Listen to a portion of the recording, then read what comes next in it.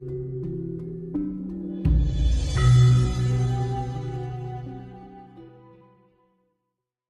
saya bersihin tempat bertapa di air itu, lalu saya mandi di situ, saya meditasi di situ. Nah, saya bikin di situ. Makanya kalau kami itu kan ada lagunya, tiap hari begini meditasi pagi-pagi, itu selalu nggak lupa saya. Makanya saya selalu dapat keceriaan seperti itu. Penting sekali. Oke, saya lanjut. Ini ada titipan pertanyaan. Iya, Pak. Kanjeng Budi, mohon penjelasannya. Goib-goib di darat yang menguasai tanah, misalnya di Jawa ini, apakah semua di bawah kekuasaan Ratu Kidul? Atau daerah mana yang di daratan dipenguasai kekuasaan Ratu Kidul? Karena kadang usaha jual tanah susah karena sosok penunggu dan sebagainya. Iya. Mohon penjelasannya. Jadi tidak semua tempat itu dikuasai oleh Kanjeng Ibu, tapi mayoritas dikuasai oleh misalnya kayak Gunung Merapi, itu radius berapa puluh kilometer tuh dikuasai oleh Merapi. Jadi kalau misalnya tanahnya di sekitar Merapi ya nembungnya ke Merapi. Tapi ada juga wilayah yang berupa gunung dikuasai oleh Ibu. Misalnya kayak gunung yang tempat orang datang di daerah Malang sana. Kalau Gunung Kawi.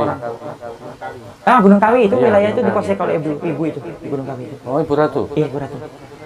Jadi seperti satu lagi yang di atas Dieng itu juga dikuasai Ibu. Jadi tidak semuanya, karena penguasa gunung juga punya wilayah sendiri. Jadi makanya itu penting banget kalau masalah kayak itu, panggil orang yang bisa, dia akan petain dulu. Mereka panggil dulu, mereka bakar.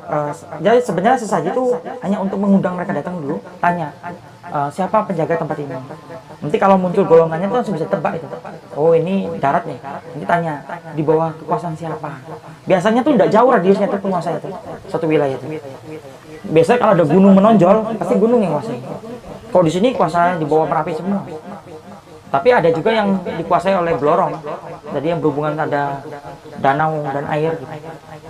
Jadi yang terpenting kalau sekitar Kali Kuning ini, nah ini kenapa saya betah di sini? Ini Blorong tuh ada akses ke sini. Jadi ini masih di bawah. Memang mereka di wilayah Merapi, tapi mereka masih menghormat kepada Pantai Selatan. Makanya ular besar itu, naga besar itu yang menguasai daerah Kali Kuning. Kali Kuning ini semua. Oke, saya coba kembali ke masalah tadi yang katanya Kanjeng Budi itu kita harus menjaga diri untuk memiliki hati dan pikiran yang baik. Iya. Gitu. Ciri-ciri hati yang baik itu seperti apa? Ciri-ciri orang yang punya hati baik itu kalau dia tidak merasa memiliki dirinya, jadi semua itu bukan punya dia lagi. Jadi kebaikan itu sulit ya Pak, karena baik itu kan berbeda-beda. Iya, iya. Ada orang yang Subjektif ya. orang yang kita begini dibilang baik, yang begini dibilang baik gitu. Nah, jadi ya terus baik itu berbahaya Pak. Orang baik sama kita karena dia baik sama kita. Tapi Bapak bisa nggak kalau orang itu jahat sama kita, Bapak baik sama dia? Nggak bisa. Jadi sifat manusia kan sulit Pak. Jadi kenapa kami setiap hari ngelatih untuk berbuat baik itu Pak? Karena kan kebaikan itu wah sulit bener Pak. Sampai sekarang saya masih belajar untuk berbuat baik. Untungnya Gusti Allah taruh sesuatu dalam loh hati kita untuk memacu kita berbuat baik. Jadi senantiasa bagaimanapun kalau kita buat salah pasti kita ingat bahwa itu tidak baik gitu. Jadi memang sudah ada dalam diri kita dikasih seperti trigger seperti apa gitu. Jadi kalau kita berbuat sesuatu yang tidak baik itu pasti kita merasa wah ini kayaknya. Itu kenapa saya sangat setuju pola yin yang itu. Dalam kejahatan tuh ada titik, ada setitik kebaikan. Dalam kebaikan itu pasti ada setitik keinginan untuk berbuat kejahatan. Itu saya sangat yakin itu. Keseimbangan. Iya, karena manusia itu tidak ada yang baik sebenarnya, tapi banyak manusia belajar untuk baik menjadi baik. Quotes baru ya. Ketika kita melakukan perjalanan ke dimensi lain lewat tenaga surga, kan kadang terasa hanya beberapa saat, hanya beberapa menit gitu di alam sana. Ketika kita kembali ke badan kita, ternyata kita sudah 2 sampai 3 jam gitu sudah lama. Yang saya mau tanyakan itu, apakah ada perbedaan waktu antara dimensi kita ini dengan dimensi yang di sana? Iya, ini pertanyaan dari Bapak yang komentar itu kan. Iya. Ini sebenarnya Bapaknya tidak nonton episode kita sebelumnya. Oke. Harusnya Bapak nonton di episode sebelumnya, saya Iya, udah iya. ceritain itu. Jadi saya singkatin aja, tidak bisa disamakan waktu di sini dengan waktu di sana. Agak itu ada perbedaan. Seperti itu. Nanti untuk jelasnya Bapak nonton dari awal kitanya. Nanti ketemu tuh di episode keberapa itu. Itu jelas diceritakan di situ. Iya, ini juga masalah cakra ini sebenarnya sempat dibahas juga ya di video-video kemarin ini. Minta penjelasan tentang pembukaan dan pelatihan. Nggak apa-apa, saya bisa jelasin sebentar. Oke. Jadi kalau Bapak mau ingin punya dasar yang bagus, cakranya itu bermacam-macam Pak. Ada untuk dalam meditasi untuk membukanya, tapi itu biasanya mengikuti lama sekali waktunya. Lalu melakukan yoga tertentu, itu juga harus melakukan dengan rutin dan lain-lain. Tapi kalau Bapak mau udah nggak punya waktu untuk itu, kita bisa bantu dengan membukakan cakranya.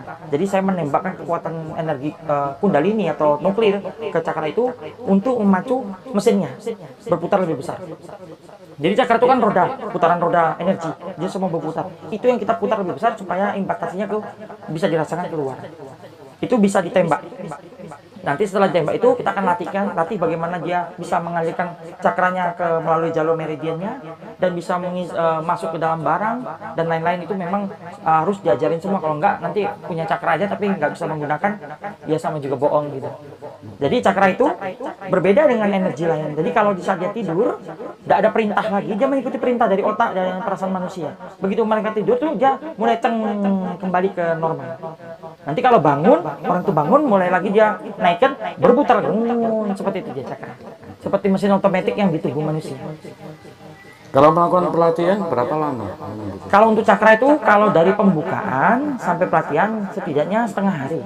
Karena saya tuh tipenya tuh nggak mau orang pulang tuh kayak rasa-rasa gitu. Nah, saya mau mereka coba dulu terhadap rasa di badannya dan lain-lain sampai mereka mengerti. Nanti yang lama itu dengan meditasinya itu yang agak lama. Biasanya untuk membangkitnya itu meditasinya agak lama. Kalau pembukaan tuh cepat, kita kan tembak. Sekarang ini kan Kanjeng Budi kan lagi banyak penggemar. Banyak yang ingin konsultasi mau lewat telepon sama yang datang langsung. Kira-kira dari mereka tuh apa yang banyak dikonsultasikan mengenai apa? Kalau ini saya minta maaf dulu para sahabat ya, yang ada yang nggak bisa semua datang karena kan saya bagi waktunya tuh sulit benar gitu. Karena kan saya ini harus ada waktu meditasi, harus menenangkan diri itu nggak boleh, karena itu yang utama saya, bukan ini. Jadi banyak kan yang datang itu masalahnya biasanya tuh nggak jauh-jauh, seperti kayak bangkrut, usahanya setengah mati, uang nggak ada, utang. Ada juga yang kemarin datang itu ada yang putri itu sakit, terganggu jiwanya sampai sudah 10 tahunan. Itu kemarin saya ada tamu sebenarnya, tapi begitu beliau datang itu hati saya kok sedih gitu. Akhirnya saya turun ke ini, saya temuin beliau. Lalu ternyata begitu saya dengan Rogo Sukmo mengecek anaknya, saya sedih itu. Karena anak itu sebenarnya bukan takdirnya untuk menjadi gila itu. Karena ya, tapi semua dimulai dengan kesalahan yang dilakukan oleh orang tuanya. Karena tidak diizinkan bersama, jadi cowok itu dendam, dia lakukan guna-guna dan lain-lain. Akhirnya sukma perempuan itu diambil, jadi gila. Jadi banyak sekali. Tapi kalau itu sangat jarang. Yang paling banyak tuh yang orang bermasalah dengan keuangan, gagal dalam istilah pencalonan dan lain-lain. Tapi rata-rata sih bermasalah. Ada juga yang tidak bermasalah, yang ingin belajar sebagian. Ada juga yang ingin ngasih tahu tentang apa yang mereka udah punya, kemampuan dan lain-lain. Oke. Kemarin itu kan ada gempa Taiwan. Ada seorang yang saya tidak sebutkan namanya itu bilang bahwa sebenarnya gempa ini akan datang di seputaran Jawa, khususnya di Laut Selatan, daerah Jogja. Tapi beliaunya bilang kalau ini mau istilahnya beri sesajen, minta doa berkah agar tidak sampai terjadi bencana. Nah, akhirnya sampai terjadi di Taiwan. Pertanyaannya gini, apakah dimungkinkan itu bisa dipindah atau itu hal yang lain gitu? Kalau bencana alam dipindahin enggak? Tidak bisa ya? Nggak bisa. Tapi kalau orang itu nganggap seperti itu, ya itu orang itu sendiri. Tapi bencana alam nggak bisa. Misalnya gini, Yogyakarta ini sangat berbahaya karena patahan itu besar sekali Yogyakarta ini. Jadi saya ini Pak sering pergi ke ini apa sungai yang patahan ini, Oyo apa arah Imogiri di bawah itu. Nah kemarin kan saya lama di situ karena itu patahan itu rengkahan murni Yogyakarta itu sampai lewat Prambanan. Saya di sana tahun lalu tuh tiap hari, tiap seminggu berapa kali ke sana. Lalu kemudian terjadi kematian masyarakat di sungai itu. Jadi saya tanya sama goibnya itu yang jaga juga ular besar itu. Ini katanya gempa ini mau terjadi besar megatrust ini. Pasti kan rengkahan itu mulai dari situ. Ada rengka apa patahan itu yang di sana itu. Lalu ternyata mereka akhirnya ngambil orang tenggelam di sungai itu. Ada 2 korban dari pengunjung. Lalu ditutup sungai itu pariwisatanya. Karena ditutup oleh pemerintah, kemudian akhirnya dia ngambil warga yang ngambil ini. Jadi 3. Katanya kan kemarin ada orang yang punya kemampuan tuh lewat situ dia ngomong katanya akan minta 3. Nah, setelah kejadian ini tenang dulu ini. Udah lewat setahun tidak terjadi apa-apa nih. Jadi kadang-kadang alam itu ya gitu.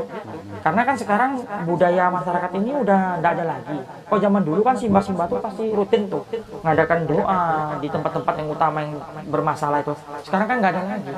Tempat-tempat itu saya sering datang bersihkan beberapa tempat utama yang untuk doa-doa di tempat alam. Kalau nggak didoain itu berbahaya. Itu udah rusak semua malah. Nggak ada lagi tempat untuk naruh sesuatu dan lain-lain. Contohnya nggak usah jauh-jauh gua Surocolo. Dulu gua Surocolo tuh orang banyak sekali datang ke sana. Semenjak Juru Kunci meninggal, gua itu ya seperti itu, tidak lagi jarang ini. Jadi kan saya kadang-kadang mampir, karena kan itu tempatnya Nogorojo tuh.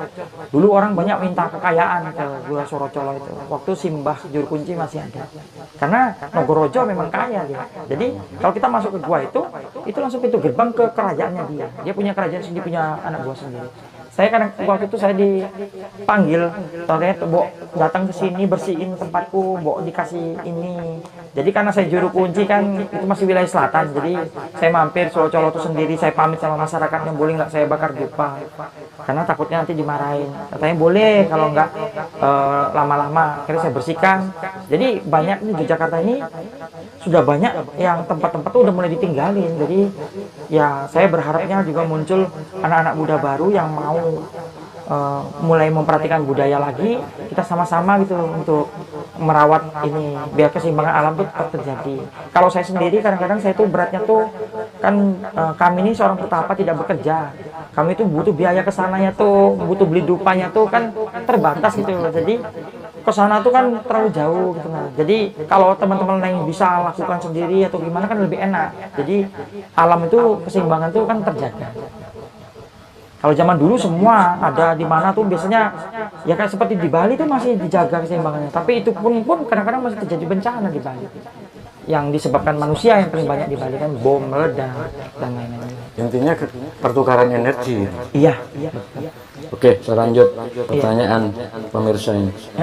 Apa ada hubungan Ibu Ratu dengan Sunan Kalijaga? Karena Sunan Kalijaga tuh guru saya, jadi guru arwah saya. Ya, ada. Sebentar, sebelum dilanjutkan. Maksudnya guru arwah ini bisa dijelaskan kayak apa? Karena yang menuntun saya ke Islam tuh yang Sunan Kalijogo. Jadi kalau saya diislamkan orang, nggak percaya saya. Saya lihat banyak dari lain nggak percaya saya. Orang itu yang Islami saya aja kelakuannya gitu, buat apa? Saya pikir. Tapi karena yang Sunan yang Islamkan saya percaya. Karena juga kan bertemu langsung sosok beliau. Iya, kalau arwah beliau bisa turun. Jadi orang-orang suci itu masih bisa turun ke bawah kalau ditembung dengan dia mengajarkan tentang agama yang dia dulu jalanin. Misalnya tentang keislaman. Jadi beliau tuh turun bukan ngasih tahu nanti nomor sekian yang keluar tuh enggak gitu. Tapi yang di atas itu tentang ini loh Islam. Jadi kalau yang Sunan ngajarin saya Islam itu ini Islam itu. Jadi Islam itu adalah damai. Kenapa kita orang Islam tidak bisa damai? Orang lain bisa damai gitu, karena pada Islam sendiri itu adalah damai, sejahtera, kebahagiaan itu ada di situ. Cuma kebanyakan orang kan tidak terlalu mengerti soal itu. Jadi saya jujur, kalau orang yang ngajar saya nggak percaya. Saya sekolah keagamaan juga, saya ngerti, tapi gitu itu ya nggak mungkin. Tapi karena yang Sunan yang Rawu, saya percaya soal itu. Berarti ada ya hubungannya sama Ibu Ratu ya? Ada. Oke, saya lanjutkan. Apa yang bisa kita teladani dari Sang Buddha? Tinggal sedikit ini. Dari Sang Buddha. Iya. Iya. Kalau bagi saya, karena saya mengalami pencarian waktu sebelum umur 40, saya mencari sejati diri saya. Ternyata saya adalah salah satu murid dari Sang Buddha di masa kehidupan yang lalu. Lalu membentuklah tubuh saya ngikutin jadi tampang Buddha seperti ini. Tampangnya seperti ini, orang pasti bilang saya biksu dan lain-lain. Akhirnya saya mengerti satu, bahwa Sang Buddha itu adalah manusia yang bisa membuka pola pikirnya hingga dia mencapai sebuah pencerahan. Jadi sebenarnya Sang Buddha itu melihat cahaya itu, lalu dia terbuka lah pokoknya, jadi dia mengerti tentang kesadaran. Jadi Buddha itu adalah orang yang terbuka kesadarannya, tercerahkan. Makanya saya nyebut dia guru, sang guru.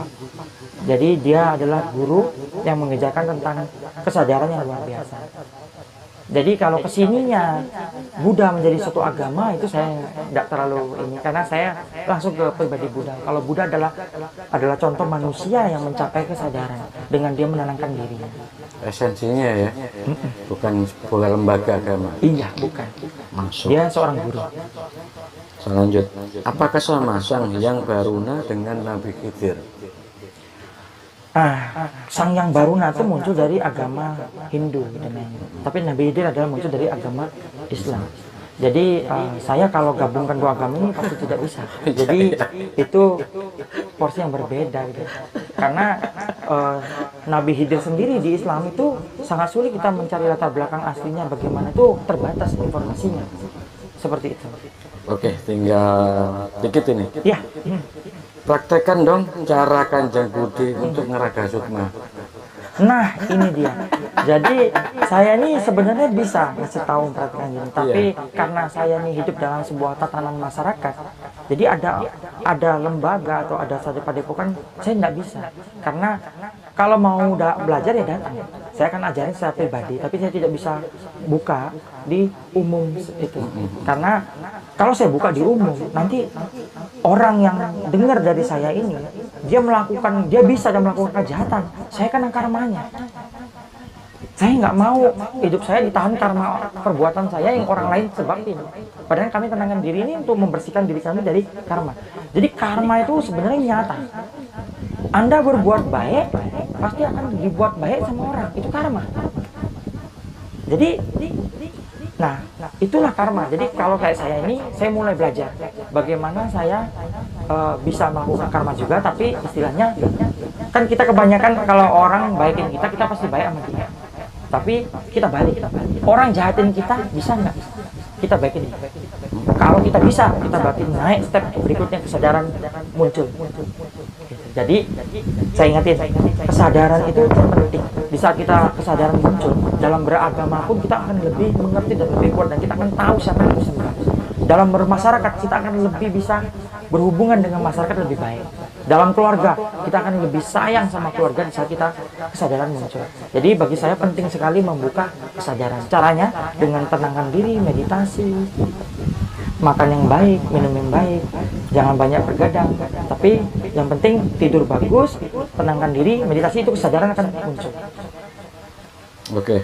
Iya. Kalau ada orang yang menganggap penjelasan Kanjeng Budi itu sebagai karangan, halusinasi, bagaimana tanggapan Kanjeng? Nggak apa-apa, karena gini, saya tidak bisa, misalnya ada 100 orang, saya tidak bisa bikin 100 orang itu semua sayang, suka sama saya. Karena pasti ada sebagian 20% atau 10% yang tidak suka sama saya. Jadi saya bilang untuk teman-teman yang bilang seperti itu, saya bilang, sahabat, ini berdasarkan pengalaman yang saya alami, ini berdasarkan pengetahuan yang saya tahu. Saya bicara sesuai dengan apa yang saya ketahui. Seperti itu. Jadi semua itu ya pasti terjadi, ada yang tidak suka, ada yang suka, ya wajar. Kalau saya mah tidak apa-apa, karena dia tidak suka itu karena dia mungkin belum kenal. Kata orang kan, kalau tak kenal maka tak sayang. Kalau dia udah kenal saya, mungkin kan dia pola pikirnya kan. Iya. Oke. Larungan itu apa, Kanjeng Budi? Larungan tuh sebenarnya bentuk dari ucapan syukur. Zaman dahulu tuh ucapan syukur kepada Tuhan dengan memberikan hasil bumi, memberikan apa yang dia miliki. Sebenarnya itu larungan, tujuan larungan utama tuh. Baru masuk ke tradisi-tradisi berikutnya. Jadi kalau petani itu, wah panen hari ini banyak banget, dia lakukan larungan untuk ini kayak pertanian dan lain-lain ke laut. Jadi itu sebenarnya ucapan syukur. Jadi manusia ya? tuh, namanya manusia tuh tidak bisa dia cuma bilang ucapan syukur aja, pasti dia rasanya kok kurang ya, lebih baik ada sesuatu yang dilakuin baru berarti gitu. Nah, itu Bukan hanya manusia. sekedar ucapan gitu Iya. ya. Ada bukti konkretnya. Iya. Jadi manusia tuh lebih seneng ada bentuk nyatanya untuk mengungkapkan perasaannya. Ya kayak misalnya cewek bilang sama kita, saya cinta sama kamu, tapi dia nggak ngungkapin, nggak lakukan dengan bentuk sesuatu yang kita bisa rasakan. Akhirnya kan kita kayak ragu gitu. Misalnya dia bilang aku cinta kamu, dia bawa bunga, itu pasti kita lebih terbina gitu. Jadi manusia itu seperti itu, udah alami. Nggak sekedar cinta. Iya, cinta aja gitu. Apalagi kalau dia bilang saya cinta kamu, ini buku tabungan, deposito sekian miliar, ini rumah, tambah cinta bener itu ya. Itu manusia, itu manusiawi. Nah, kenapa kok tidak meminta kepada Tuhan? Kenapa harus kayak gitu? Sebenarnya gini, orang ini harus membuka pikirannya dulu. Misalnya saya contohkan negara nih. Saya petani, saya mau minta ke Pak Jokowi pupuk. Saya bikin surat, Pak Jokowi saya minta pupuk. Itu surat saya, pasti Pak Jokowi kasih ke Menteri Pertanian. Karena Pak Jokowi punya pembantu di bawahnya. Ini loh, jadi tidak perlu Pak Jokowi sendiri yang ngurus. Jadi Menteri Pertanian, akhirnya Menteri Pertanian jawab saya, ini loh pupuknya dikasih. Nah, seperti itu dalam dunia gaib. Awalnya memang kan saya kasih tahu, kalau untuk berdoa kesehatan itu tetap nembung awalnya kepada Gusti. Karena utama itu kepada Gusti, baru CC ke ibu. Karena ibu dikasih hak untuk megang harta tadi yang terpendam tadi untuk boleh diberikan kepada orang yang belum dapat rezeki dari rezeki yang turun sendiri, maksudnya nggak bisa ngambil. Nah, sebenarnya kepada Gusti Allah tetap berdoanya awalnya. Saya selalu kalau orang Labuan saya kasih dulu pengertiannya. Kalau doa bilang dulu kepada Gusti, misalnya Bismillahirrahmanirrahim, ya Allah, ya Gusti, Engkau segala penjara segalanya, Engkaulah yang mengabulkan semuanya, dan lain hambamu kesini berbicara untuk kepada utusanmu Kanjeng Ibu. Nah, baru kita bisa bicara kepada ibunya. Jadi saya selalu mengajarkan itu karena kami dituntut untuk mengajarkan ini supaya tidak